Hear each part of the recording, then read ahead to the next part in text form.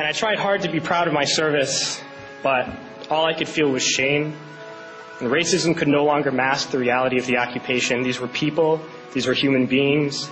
I've since been plagued by guilt anytime I see an elderly man, like the one who couldn't walk, who we rolled onto a stretcher and told the Iraqi police to take him away. I feel guilt anytime I see a mother with her children, like the one who cried hysterically and screamed that we are worse than Saddam as we forced her from her home. I feel guilt anytime I see a young girl, like the one I grabbed by the arm and dragged into the street. We were told we were fighting terrorists. The real terrorist was me, and the real terrorism is this occupation. Racism within the military has long been an important tool to justify the destruction and occupation of another country. It has long been used to justify the killing, subjugation, and torture of another people. Racism is a vital weapon employed by this government. It is a more important weapon than a rifle, a tank, a bomber, or a battleship. It is more destructive than an artillery shell, or a bunker buster, or a Tomahawk missile. While all those weapons are created and owned by this government, they are harmless without people willing to use them. Those who send us to war do not have to pull a trigger or lob a mortar round. They do not have to fight the war, they merely have to sell the war. They need a public who is willing to send their soldiers into harm's way. They need soldiers who are willing to kill and be killed without question. They can spend millions on a single bomb, but that bomb only becomes a weapon when the ranks in the military are willing to follow orders to use it. They can send every last soldier anywhere on earth, but there will only be a war if soldiers are willing to fight. And the ruling class, the billionaires who profit from human suffering, care only about expanding their wealth, controlling the world economy. Understand that their power lies only in their ability to convince us that war, oppression, and exploitation is in our interest.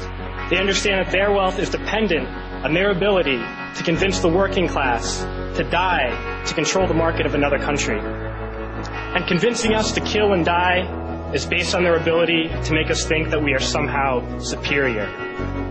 Soldiers, sailors, Marines, airmen have nothing to gain from this occupation. The vast majority of people living in the U.S. have nothing to gain from this occupation. In fact, not only do we have nothing to gain, but we suffer more because of it. We lose limbs, endure trauma, and give our lives. Our families have to watch flag-draped coffins lowered into the earth. Millions in this country without health care, jobs, or access to education must watch this government squander over $450 million a day on this occupation.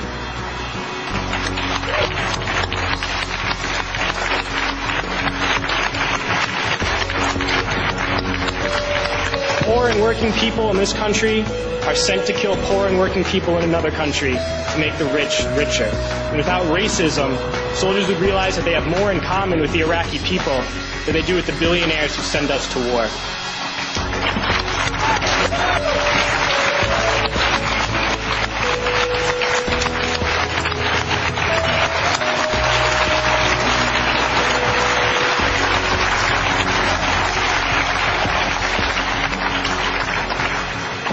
I threw families onto the street in Iraq, only to come home and find families thrown onto the street in this country, in this tragic and unnecessary foreclosure crisis. We need to wake up and realize that our real enemies are not in some distant land. They're not people whose names we don't know and cultures we don't understand. The enemy is people we know very well and people we can identify. The enemy is a system that wages war when it's profitable.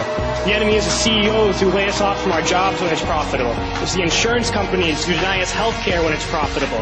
It's the banks who take away our homes when it's profitable.